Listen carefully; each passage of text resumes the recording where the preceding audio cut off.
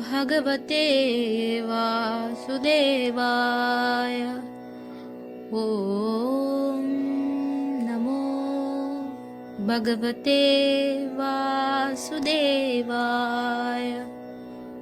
ॐ नमो भगवते वासुदेवाय। शुश्रूषोषद्धधानस्य वासुदेवकतारुचिः स्यान्महत्सेवया विप्राः पुण्यतीर्थनिषेवनात्। O twice born sages, by serving those devotees who are completely freed from all vice, great service is done.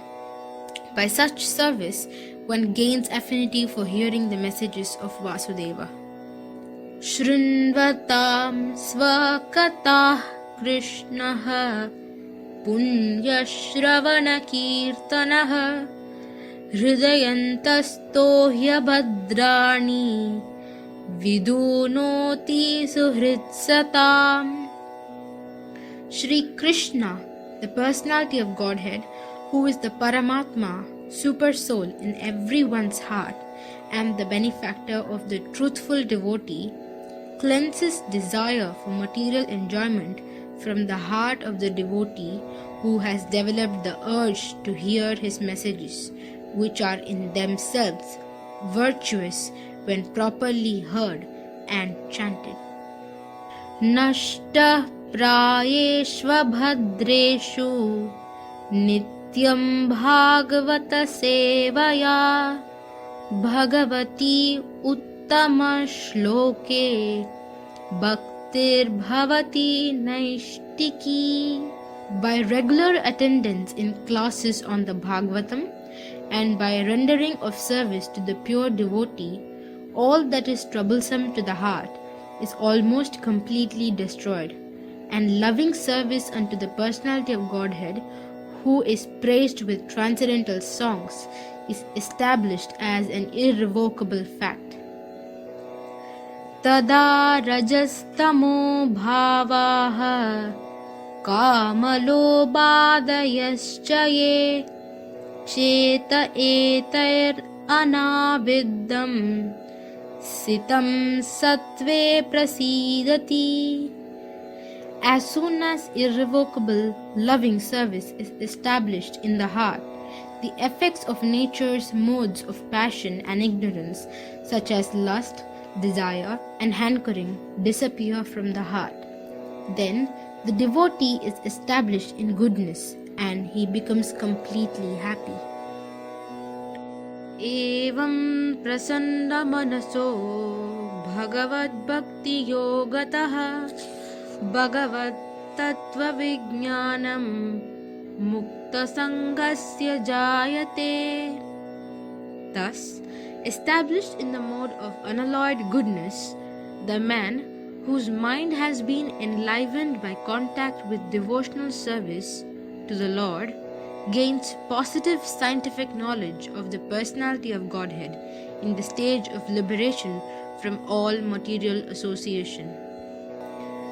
Vidyate hridaya grantesh chidyante sarva samshayah kshiyante chasya karmani drishta evatmanishvare. Thus, the knot in the heart is pierced and all misgivings are cut to pieces. The chain of fruitive actions is terminated when one sees the self as master. Hare Krishna, Krishna Krishna, Hare Hare, Hare Rama, Rama Rama, Hare Hare.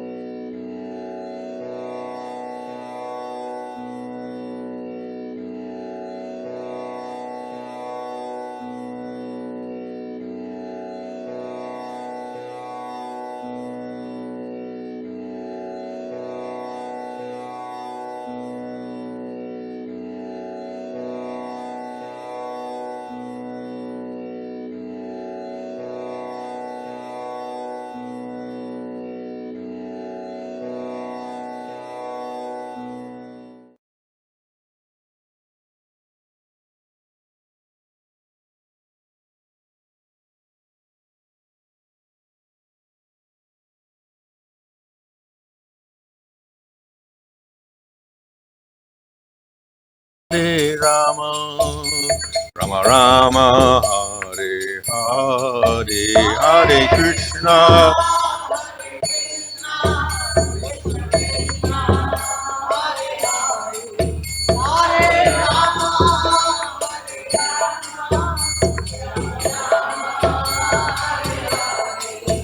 Jaya Prabhupada, Prabhupada, Prabhupada, Jaya Prabhupada, Jaya Prabhupada, Jaya.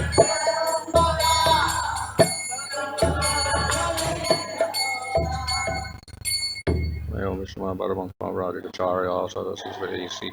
Bhaktivedanta Swami Prabhupada Ki Jai, Namaskar Haridas Thakur Ki Jai. Prem Skoho, Sri Krishna Chaitanya, Prabhu Nityananda, Sri Advaita Gadadhar, Sri Gaur Bhakti Vrinda Ki Jai, Sri Sri Radha Krishna, Govida Shama Kunda Radha Kunda, Giri Govardhan Ki Jai, Sri Vrindavan Dham Ki Jai, Navadip Dham Ki Jai, Gang Shamana Tulsi Bhakti Devi Ki Jai, Ananda Koti Vaishnava Vrinda Ki Jai.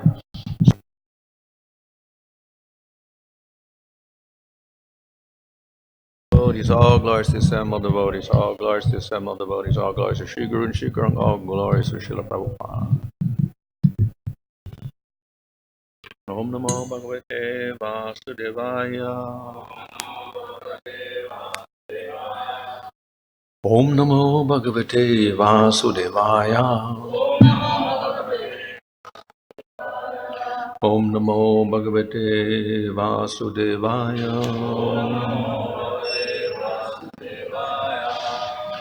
Namo Om Vishnupadaya Krishna Prashtaya Bhutale Srimate Bhaktivedanta Swami Niti Namane Namaste Saraswati Devi Gauravani Prachadane Nirvishesha Shunyavadi Pashtakshadesha Tadane Sri Krishna Chaitanya Prabhu Nityananda Sri Advaita Gadadhar Shivasadi Gaur Bhaktivinda Hare Krishna Krishna Krishna Hare Hare Hare Rama Rama Rama Hare Hare.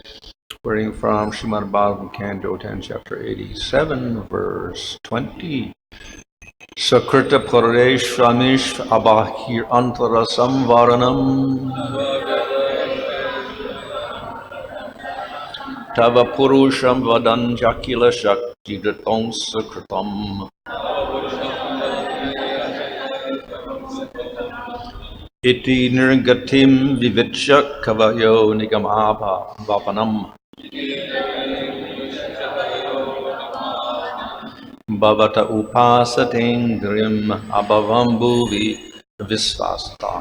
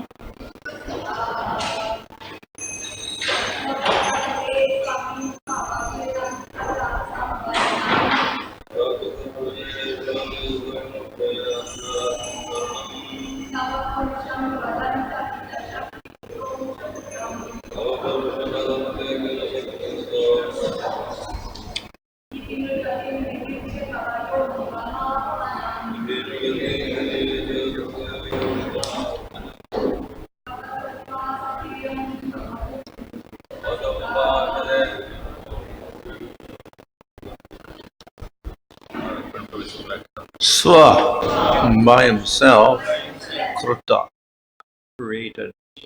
Pureshu, in the bodies. Amishu, these. Abahi, not externally. Antara, or internally. Sambaranam, whose factual envelopment. Tava, your. Purusham, living entity. Vadanti, the Vedas say. Akila, of all. Shakti, energies. Drita, of the possessor. Amsa, as the expansion. Kritam, manifested. Iti, in this manner. Nara, of the living entity. Gatim, status. Vivitya, ascertaining. Kavayo, learned sages. Nigama, of the Vedas. Abapanam, the field in which all offerings are sown. Bhavata, your. Upasate, they worship. Angrim, the feet. Abhavam, which cause the cessation of material existence. Bhuvi, on the earth. Visvasata, having developed faith. Translation: the individual living entity, while inhabiting the material bodies he has created for himself by his karma, actually remains uncovered by either gross or subtle matter. This is so because, as the Vedas describe, he is part and parcel of you, the possessor of all potencies. Having determined this to be the status of the living entity, learned sages become imbued with faith and worship your lotus feet, to which all the Vedic sacrifices in this world are offered, and which are the source of liberation. Purport: not only does the Supreme Lord remain totally uncontaminated when he resides within the material bodies of the conditioned souls, but even the infinitesimal Jiva souls are never directly touched by the coverings of ignorance and lust they acquire while passing through repeated cycles of birth and death. Thus the Taittiriya Upanishad proclaims, Sayaschayam Purusha, yes, Chasao, Aditya Saeka, the soul of the embodied living being is one with him who stands within the sun. Similarly, the Chandogya Upanishad teaches Tat Tvamasi, you are non-different from the Supreme Truth. In this prayer, the personified Vedas refer to the finite enjoyer of material bodies, the Jiva soul, as an expansion of the transcendental reservoir of all potencies, the Supreme Lord. The term Amsa Kritam, made as his portion, must be properly understood, however, in this context. The Jiva is not created at any time, nor is he the same kind of expansion of the Lord as the omnipotent Vishnu Tattva expansions. The Supreme Soul is the proper object of all worship, and the subordinate Jiva Soul is meant to be his worshipper. The Supreme Lord enacts his pastimes to show himself in innumerable aspects of his personality, whereas the Jiva is forced to change bodies whenever his accumulated karmic reactions so dictate, according to Sri Narada Pancharata. Yatatastam tu chidrupam samvedya vinirgatam ranchitam gunaragena sa jiva iti katyate. The marginal potency who is spiritual by nature, who emanates from the self-cognizant samvit energy, and who becomes tainted by his attachment to the modes of nature, is called the Jiva. Although the Jiva soul is also an expansion of Lord Krishna, he is distinguished from Krishna's independent Vishnu expansions by his constitutional position on the margin between spirit and matter.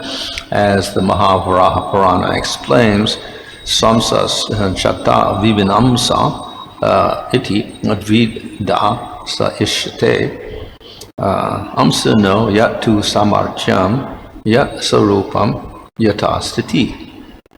Tadeva nanu matropi vedam swam samsino quachet vivanam so alpa shakti syat kinchit samartya matra yuk. The Supreme Lord is known in two ways in terms of his plenary portions and his separated expansions. Between the plenary expansions and their source of expansion, there is never any essential difference in terms of either their capabilities, forms, or situations.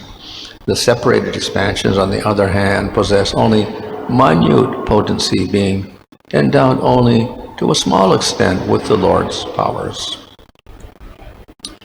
The conditioned soul in this world appears as if covered by matter internally as well as externally. Externally, gross matter surrounds him in the form of his body and environment, while internally desire and aversion impinge upon his consciousness. But from the transcendental perspective of realized sages, both kinds of material coverings are insubstantial. By logically eliminating all material identities, which are misconceptions based on the soul's gross and subtle coverings, a thoughtful person can determine that the soul is nothing material. Rather, he is a pure spark of divine spirit, a servant of the Supreme Godhead. Understanding this, one should worship the Supreme Lord's lotus feet. Such worship is the fully blossomed flower of the tree of Vedic rituals. One's realization of the splendor of the Lord's lotus feet, gradually nourished by the offering of Vedic sacrifices, automatically bears the fruits of liberation from material existence and irrevocable faith in the Lord's mercy. One can accomplish all this while still living in the material world, as Lord Krishna states in Gopal Tapani Upanishad, Mathura Mandaleya Stu Jambudvipistito Tava Yorcha yet pratimam prati same priyataro bovi. One who worships me in my deity form while living in the district of Mathura, or indeed anywhere in Jambudvip, becomes most dear to me in this world. Sridhar Swami prays that Amsasya Mameshana Tvanmaya Krita Bandhanam Tvat Angri Sevam Adishya Parananda Nivartaya.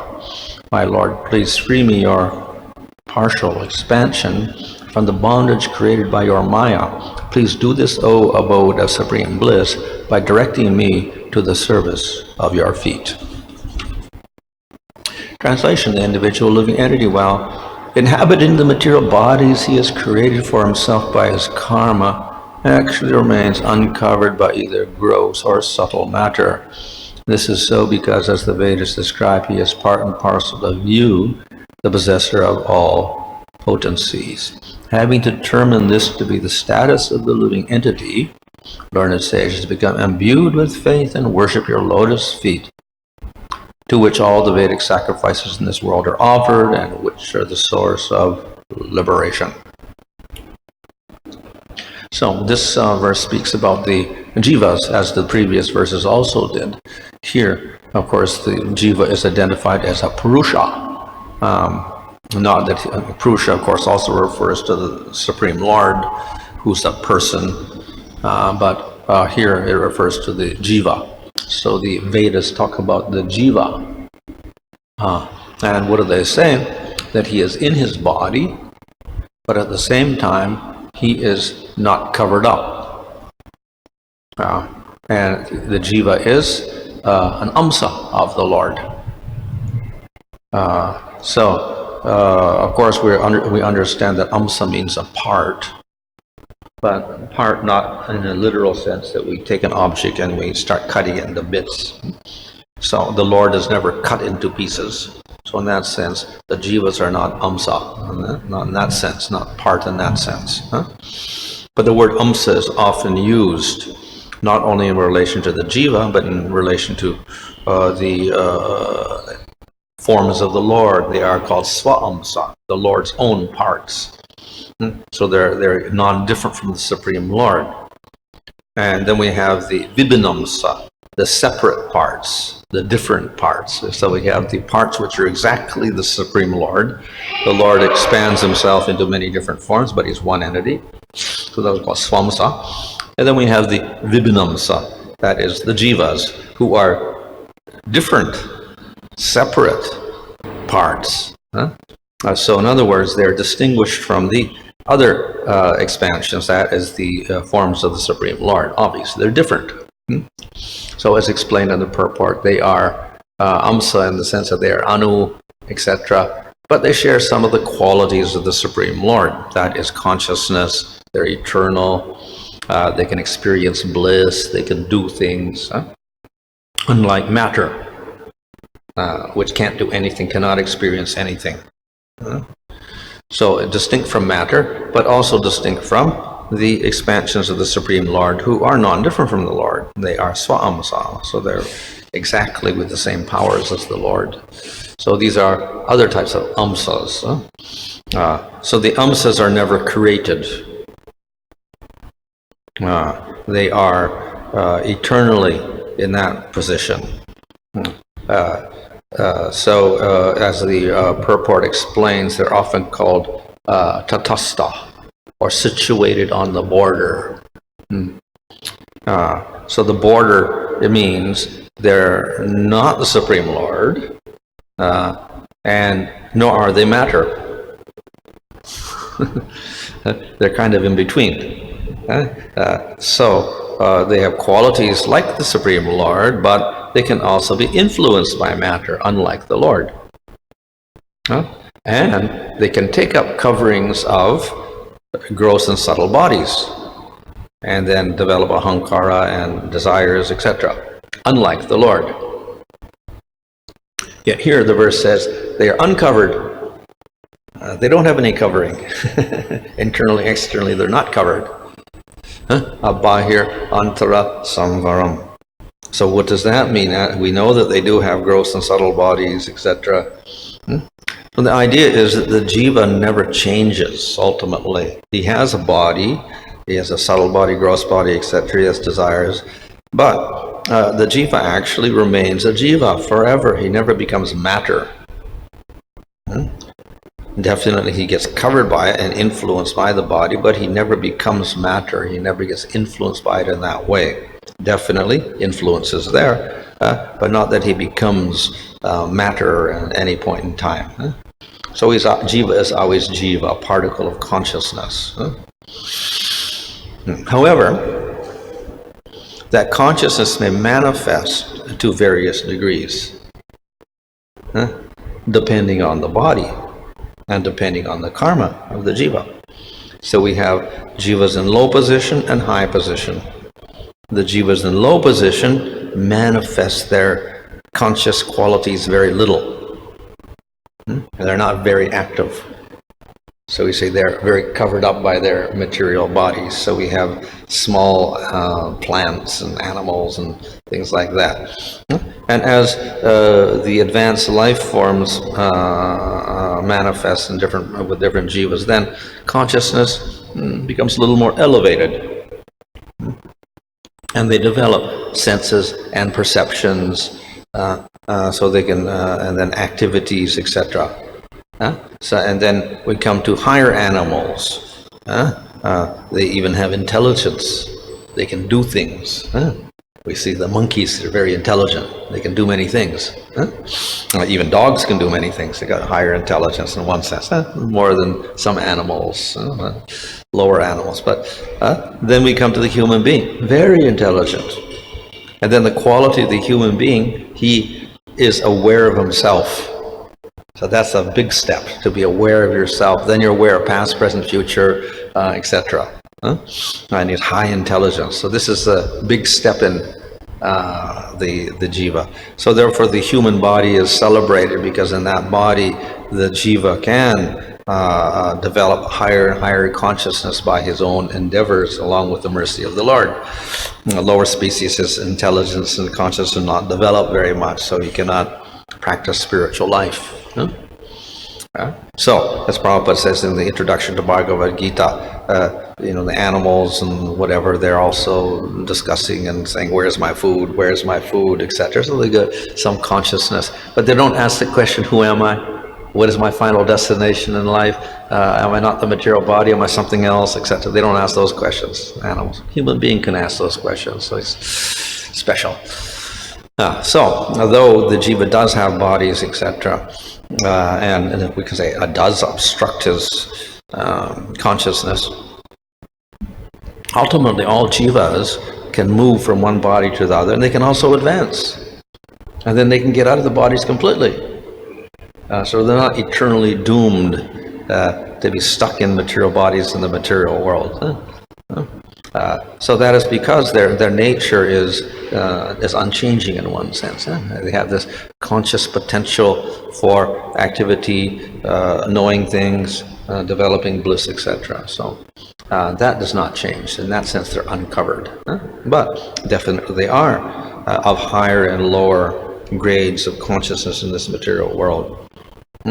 And therefore the lower species are not considered very fortunate. If by karma you end up in a lower body, then it's not a very good fortune. If you get a human body, very good.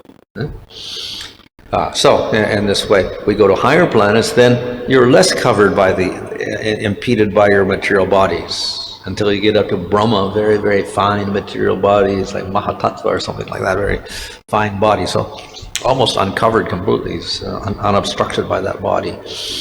And of course, he's also very spiritually advanced. So the jiva is in this material world, and he is eternally the amsa of the Supreme Lord.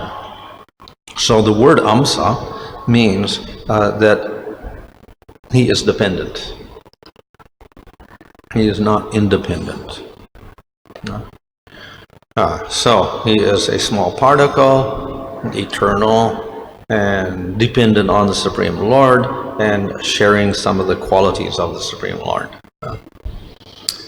So it's the Supreme Lord himself that has willed this jiva to exist. It's by his will that the jiva Shakti manifests and all the jivas manifest. Here it says the Akila Shakti Drita, the Lord is the possessor of all Shakti. So by his powers, he manifests these jivas in this particular way with these particular qualities in the material world. So here it talks about nrigatim. When you become a human being, then you can develop a goal, a higher goal. So the sages begin to deliberate on what is the goal of the human being. Now they cannot do so on their own, and they must take shelter of the Vedic literature. So it also speaks here about the Vedic literature, etc., and the worship that is indicated. So this is the nigama, here the nigama avapanam. So through that they can understand that the goal is the Supreme Lord, that one should worship the Supreme Lord. And by doing that, what happens? Abhavam, and they're free from material world, free from bodies in this material world. So in this way, the jiva reaches his potential of being completely uncovered by gross and subtle bodies, and uninfluenced by material desires. To do that, what does he have to do? He has to worship the lotus feet of the Lord. And this, by this method, he attains that goal of becoming freed from material energy completely. So these verses here directly indicate the difference between the jiva and the Supreme Lord. And then it never says here that the jiva becomes the Lord.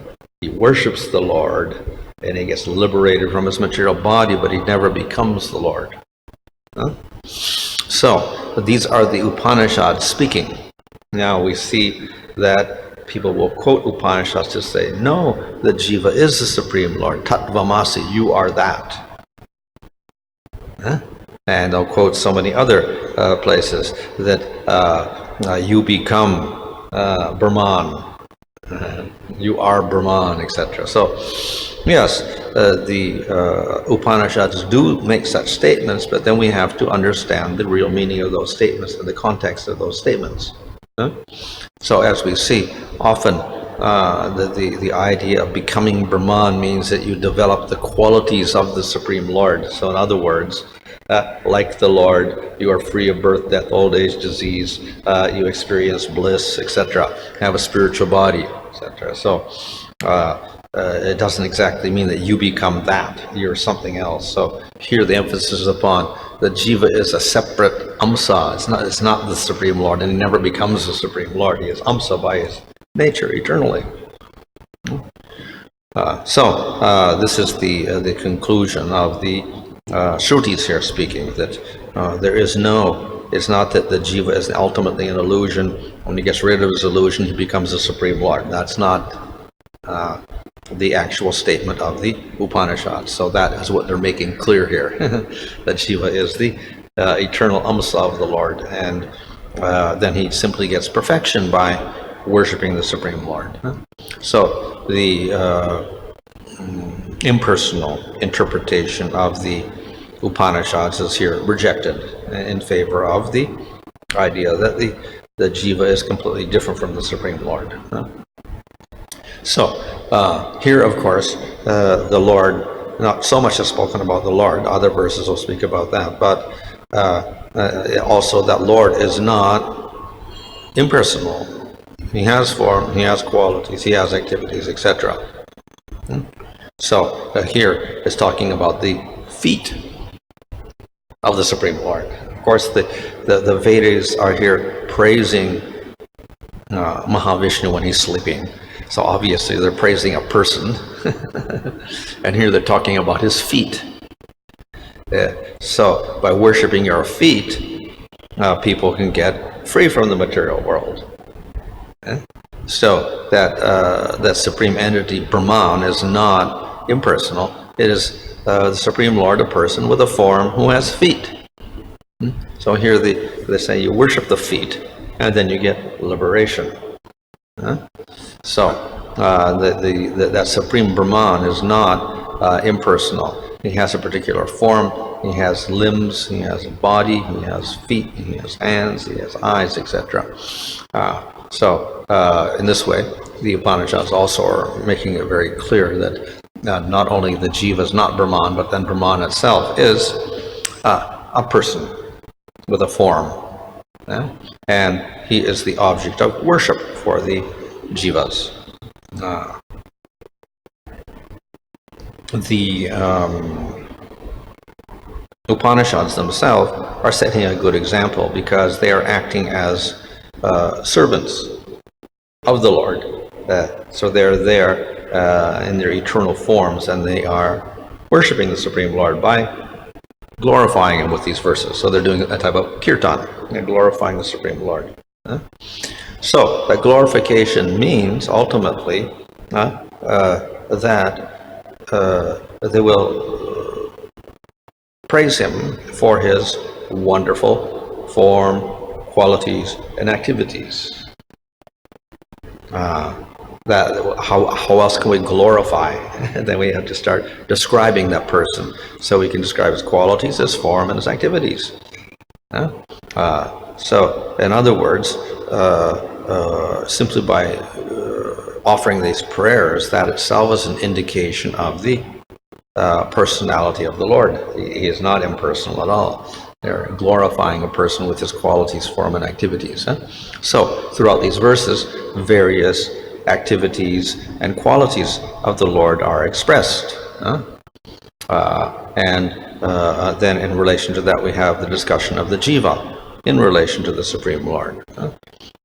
So it is the Lord's merciful arrangement that he manifests the Jiva with particular qualities so that the Jiva can worship the Lord and attain the Lord. This is all mercy of the Supreme Lord. His particular plan is very merciful.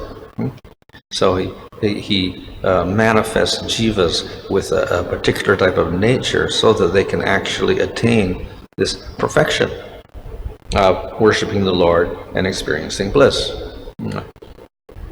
So the Lord has a particular plan for the way in which he has manifested these jivas. So here it's called the possessor of all Shaktis. The Shaktis are merely a way of expressing how the Lord is able to implement his desire. His desire wants to do something. How can the Lord do something? He has a desire. How you can do it? So Shaktis do it. He has he has certain powers by which he can fulfill his desires or his will. So he desires to experience his bliss. And therefore he has these expansions called jivas. And then the Lord experiences bliss in relation to the jivas through rasa. So the jiva has to be manifested in a certain way so that bliss and rasa can manifest. So all of this happens by the Shakti of the Lord. So we have the Tatastha Shakti, of the marginal energy. This is a fulfillment of the Lord's desire through his particular Shakti. That Tatastha Shakti manifests all the jivas, and then the jivas in the material world have bodies. The jivas worship the Lord. They get out of the material world, and then they attain bliss in relationship to the Lord in the spiritual world. So that is the Lord's plan for the jiva. So the Shaktis are merely the instrument by which the Lord can fulfill his desires. And because he has all knowledge, then the Shaktis act perfectly. There is no fault in any of the Shaktis. So even material energy or Maya Shakti is perfect in its own way. In spite of the fact that we may think it is unconscious and therefore imperfect or whatever. Definitely inferior, but it also is, it operates perfectly in relation to the Supreme Lord. And therefore we'll have descriptions in other places of how that material energy operates. We have planets created, we have places, in other words. Then we have bodies for the living entities, here called the Pura. And these places, the bodies, have senses on them. And the senses enable the jiva to experience things in this world. So we have sense objects. The senses are attached to sense objects. And then we have devatas attached to the senses, who make the senses and the sense objects come together in certain ways so we get experiences. And this way, the jiva gets knowledge, jiva gets experience, jiva develops desires, etc. So the jiva in the material world can operate because of arrangement of material energy, which is done by this Maya Shakti under the direction of the Supreme Lord. So Maya Shakti is also created in a certain way, right, to give benefit to the jiva. He gives them material happiness, and he also allows them to get out of the material world. So Maya Shakti is not all bad. It has manifest vidya within it, by which the jiva can get out of the material world. So this is a skillful creation of the Supreme Lord also. So the Maya Shakti and the Tatastha Shakti are both, instruments for the omniscient Lord's plan. And they act perfectly so that the jiva can develop bliss in relationship with the Lord. The last paragraph of this purport, Sridhar Swami is praying, "My Lord, please free me, your partial expansion." How to understand this? Like, is it the devotee is asking the Lord to free himself from Maya? Because he is creating the mistake. Why should he complain to the Lord that your Maya is disturbing me? Of course, generally the devotees not only pray for getting out of the material world, the implicit desire of the devotees is, let me serve you eternally, and Maya is acting as an obstacle to that. But then sometimes we see there are various places in the Bhagavatam where they offer prayers and please deliver me from this world of suffering, deliver me from samsara. Or promises are given by reading this story, you get free of samsara or something like that. So that, of course, is a secondary result. For the person practicing pure bhakti, then the main goal is eternal service to the Lord. That's all. And everything else, all these are secondary things which accompany that as, let's say, favorable elements for that. But for other people, then these other goals are often expressed. So therefore we have other goals mentioned in the Bhagavatam also, some of which are maybe material, some of which are like liberation. So these are there to encourage people who have less understanding of pure bhakti. But ultimately the pure one who's in pure bhakti is concentrating on service to the Lord. Of course, he also says, Tvad Angri Sevam, which is a service to your lotus feet. But here is acting as the means.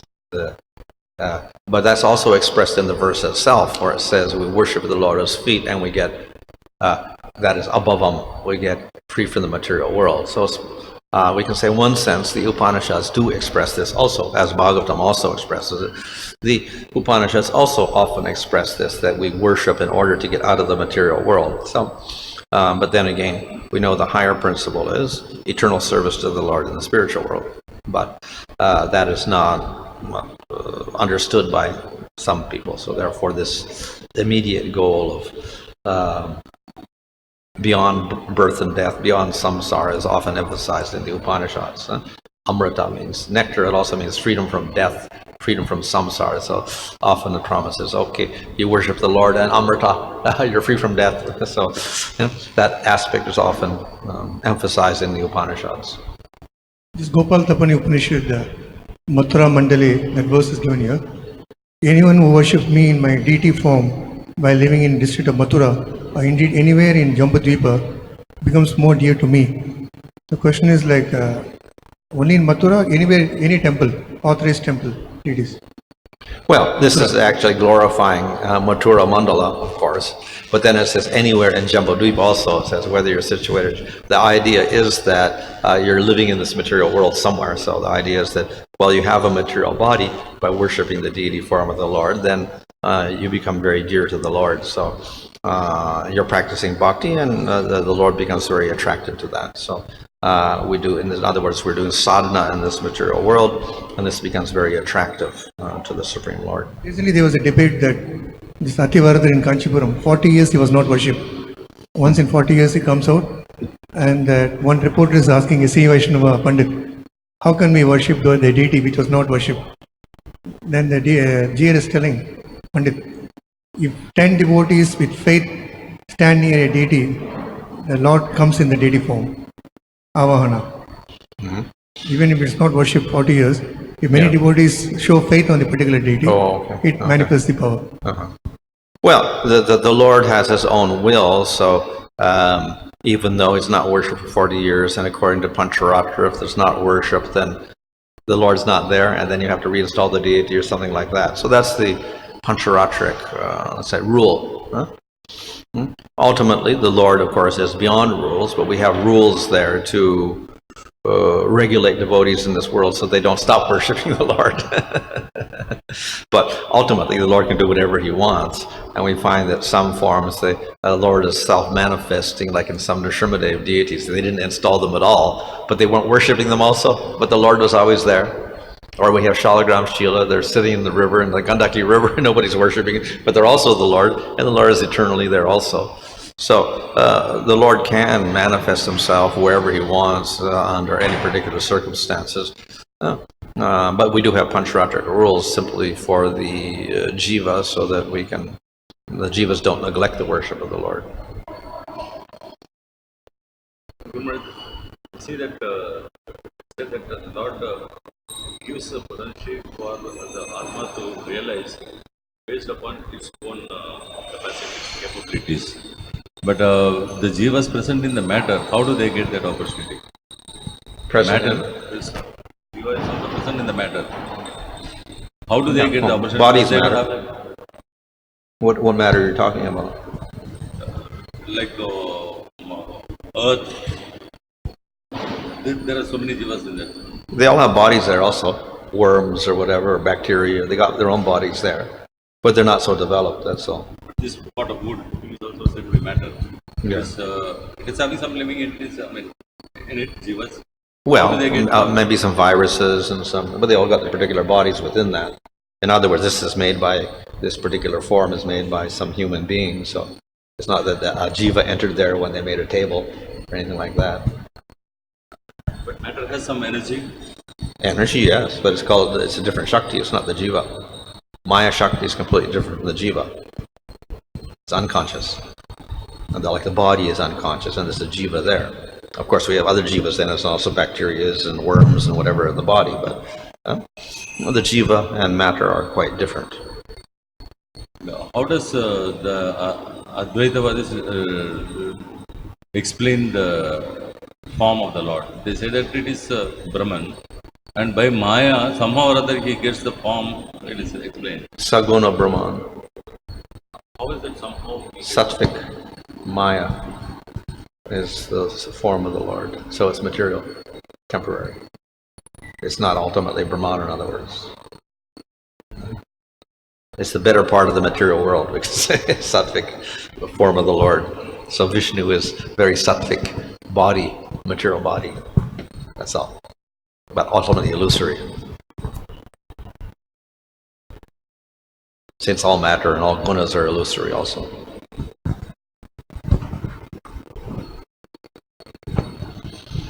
Maharaj, now you said all the Lord's expansions are eternally present in the spiritual world, Swamshas. Now, does it mean that the Lord does not desire to manifest a new Amsha, a new avatar or something? Does that desire never come to the Lord? Well, we know that all the forms are eternal. So in that sense, we can't say newer forms always come out that are produced. If it looks like it's new, it was there before also. Whatever is there. Now, we have listed forms, authorized forms in the scriptures, like in the Bhagavatam, 2 different lists are given. And then our acharyas comment on those lists. And they don't introduce or say that there are other forms also. But then we do have, for instance, in Simachalam, there's a form of the Lord that's a combination of, I think, Varaha, Nrsimhadev or something like that. So it looks like we have a little variation there also. But for instance, we don't get a dog avatar or like that, or an insect avatar. So, it looks like there is some, I'm going to say, authorized forms, and the Lord sticks to those forms more than other things.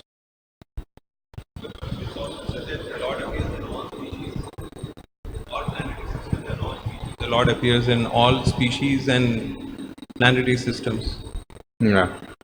Well, in one sense, because everything is an expansion of the Lord, so everything is the Lord, including matter. So in that sense, he appears in all species. They represent him in some way, like there's vibhutis.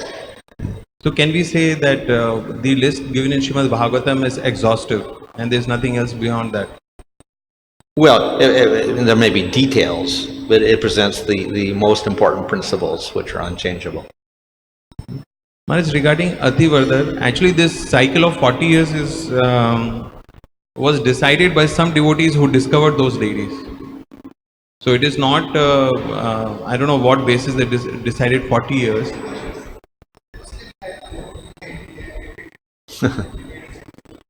But then you are also saying that the deity is not worshipped, like during the house program. You are saying the deity is not worshipped and they are put to rest, then Lord can also leave. Yeah. So every time when the deities are brought out, in that case, the devotees request the Lord to appear in the deity form, in that deity form. Do we understand that way? Well, that's what they usually do. Yeah. They call the deity in. But then if we have a Pratishta ceremony, then we don't call them in every day. They're always there.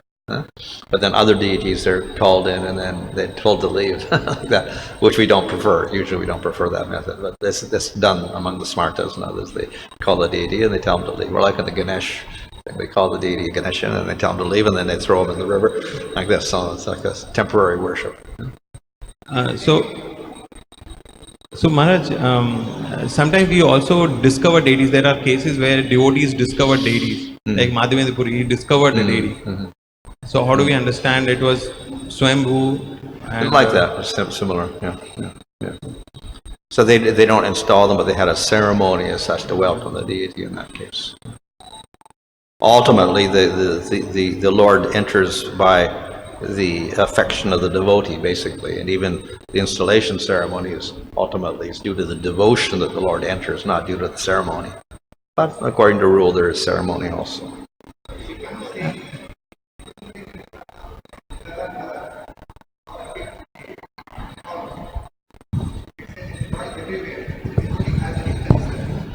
Lord appears. Yeah. So even in the worship, in Pancharatric worship, ultimately it's the devotion that calls the Lord into the form, not the ceremony itself. But they do have this whole ceremony also as part of Vaidhi Bhakti. In the verse 85, the personified yogis, Vedas, they explain about chakras and Paramatma in very detail. The certain part is very technical. He said like some yogis are called Arunis. They are worshipping the soul along with the super soul. So that day when I was giving class, the question was asked, when the body leaves, the soul goes to another body. Whereas the Paramatma is always accompanying the soul. That Paramatma is actually pervaded everywhere. Same Paramatma goes, so it's just like that in the same next body. What's that? How to understand that Paramatma is also traveling along with the soul? Well, Supreme Lord is unlimited. He's everywhere anyway. So he doesn't have to even travel because he's everywhere anyway. But the idea is that he is the witness for that particular jiva, and he takes care of the jiva and helps him in everywhere. So he's personal, at the same time he's everywhere. But he can localize himself with each jiva. But he's unlimited in his powers and whatever, so we don't have to think of how he can travel or anything like that because he's everywhere anyway. He's spiritual, not material. It's just like a house owner, he'll always be in that one of the flat.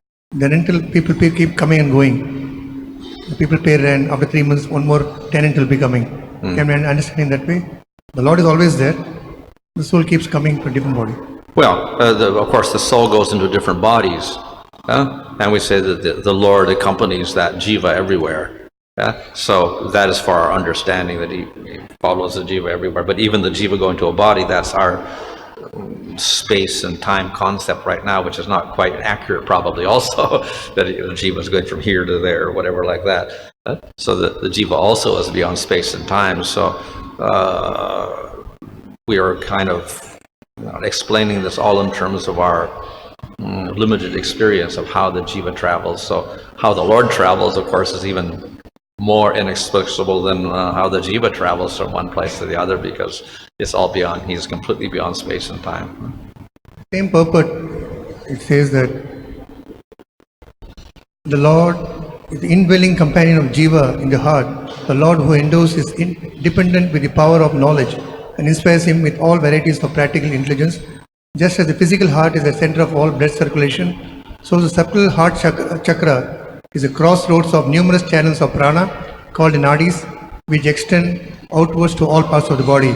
When these passageways have been sufficiently purified, the Aruni yogis can leave the heart region and go upward to the chakra, the roof of the brain. Yogis who leave their bodies through this chakra, the Brahma Randhra, can directly go to the kingdom of God, from which they will never return home back to this material world. Thus, even the unsure process of meditation yoga can bear the fruit of pure devotion if it is followed perfectly. Question is how they follow this process perfectly. Even these yogis can go back home, back to Godhead. But they it's not mentioned Brahman or thing. But they have to have devotion. These yogis are devotees also. So this is Yoga Misra Bhakti, which is also described in the Bhagavad Gita chapter 8. There's Yoga Misra Bhakti, concentrate on the Agya chakra, etc. So one can combine these methods. And it's described in various places in the Upanishad how the soul can travel through the various nadis and get liberation. But you can't just do it by technique. You also have to worship the Lord to do that. So in other words, you must have devotion. So it's not just a technique of the yogi, but he also has to have that devotion and worship of the Supreme Lord. And then the Lord allows that to happen or makes that a proper arrangement. Nadis are supple blood vessels or? Well, of course, we can say there's something like prana, very subtle channels within the material body related to the subtle body, actually. But this wood has been part of the life tree. What? This wood has been part of a life tree. From the tree only this comes. Life is there in the tree, we say that. And we say that we agree that the Lord pervades all matter also. Then how is that we understand that Lord pervades this matter? How it acts with Well, one is his energy. So the Lord is non-different from his energy. So Maya Shakti is the Shakti of the Lord, so he's non-different from it. So in that sense, it's the Lord. So we say everything is Brahman. Because all the Shaktis are non-different from the Lord. So material energy is non-different from the Lord. Jiva Shakti is non-different from the Lord. Antaranga Shakti is non-different from the Lord. So everything is ultimately the Lord in that sense. And then, of course, everything is under the control of the Lord. The Shaktis are controlled by the Lord. So in that sense, he is everything because all the Shaktis are controlled by him. And they do exactly as they say. So in that sense, they are also non-different from the Supreme Lord.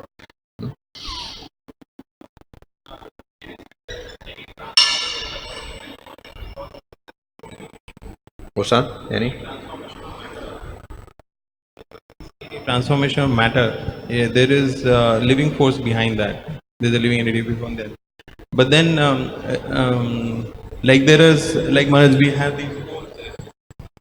So this is apparently not. There's no living entity there. But we expect some energy concentration or what, I don't know, what is the purpose, some channelization of energy, which means that even matter can actually do that. Not necessarily, even matter can do that. Do what? Channelize energy. Like we have these well, crystals and... Yeah, of course, so we can see that mountains get smaller or something, or waves of the ocean move, so it's not that you need exactly the jiva inside each wave or something like that. So yeah, matter itself has energy, but obviously it is related to some living energy, so therefore Prakriti can do nothing unless the Lord injects the jivas into Prakriti, then it transforms into Mahatattva, otherwise it just sits there. When the jiva gets in there, Mahatattva happens, and then it goes into Tamago, and we get Ahankara, and then we get all the material elements. So there is the element of consciousness contacting matter that creates that first initial transformation, definitely. For example, Maharaj, this one devotee is working in the nuclear power reactor. So he was saying that the actual construction of nuclear power reactor, he said that was only discovered in nature. It was not invented. He was saying that there are natural cores which occurred on the earth, and the scientists studied that, and based on that then they created the natural reactors. So the neutrons travel, and then the water within that is heated up, and because of that, so then they understood that they can use it that way. Maharaj, also here there is this description of worship of the feet of the Lord, and so we also see that the first two cantos of Bhagavatam are compared to the feet of the Lord. So is it figurative or is it the actual worship? No, both. In other words, we bow down to someone's feet, so we bow down to the feet of the Lord, etc. So in that sense, worship is there. But then again, it also means submission in general, so it's figurative in that sense that we surrender to the Lord. So can we say the knowledge in the first two cantos inspires us to surrender? Is that we can say? Because that considered... Well, I suppose the whole Bhagavatam is for surrender, isn't it? Not just the first two cantos.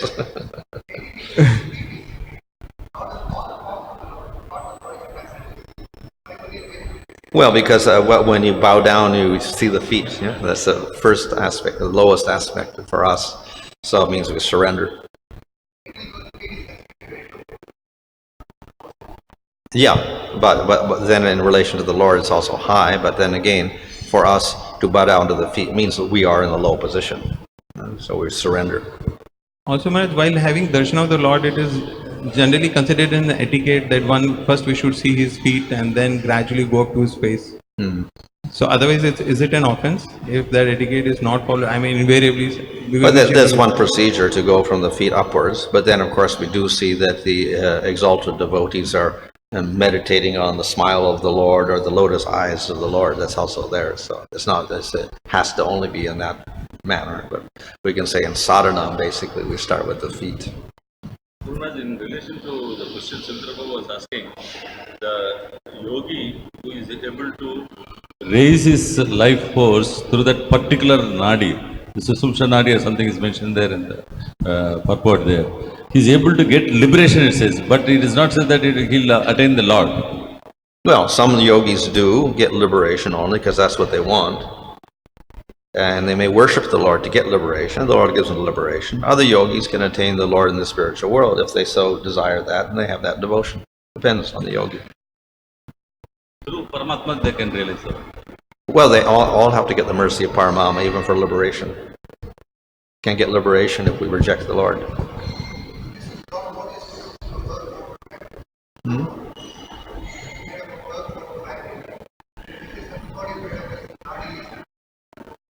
Well, it's also elements. Akash, air, etc. Pranas are made out of air element, etc. So it's a more subtle combination of elements. Maharaj, what is the identification of soul if we don't have shuttle body or gross body? What is the identification of soul? Well, if you practice jnana, then you'd simply exist beyond material body as Brahman. If you practice bhakti, then you have identity as an Atma, as the servant of the Lord. Here we are identifying by seeing the faces. In soul case, how we identify? This soul is this soul is this. Who? In form of the soul. What is the form of soul? Depends. If you don't develop any relationship with the Lord, then you simply enter in Brahman with ambiguous form, nothing really, because you don't use it. If you worship the Lord, then you develop a form to serve the Lord.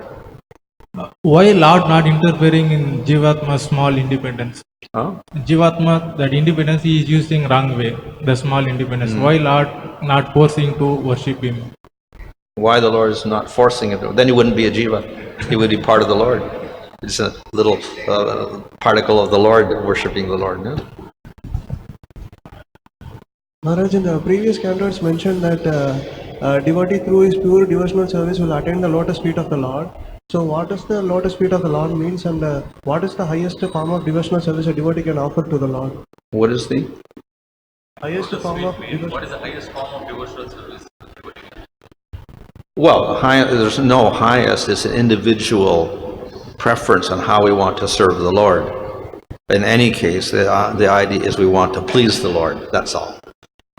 And if it's 100% only for the pleasure of the Lord and nothing for ourselves, then that's the highest type of prema. And that's pleasing to the Lord. It may take different forms, in Sakya Rasa or Vatsalya Rasa or Madhurya Rasa or Dasya Rasa. But it's all pure, with no self-interest in it. So that's what's pleasing to the Lord. Also, devotee through his devotional service will seek the lotus feet of the Lord. What does the lotus feet of the Lord exactly means? Shelter under the lotus feet of the Lord. Well, that's what we just explained. Obviously, we can worship the feet. We can worship any part of the Lord, his eyes, his hands, the sound of his flute or anything. But often the lotus feet are mentioned because it also indicates surrender.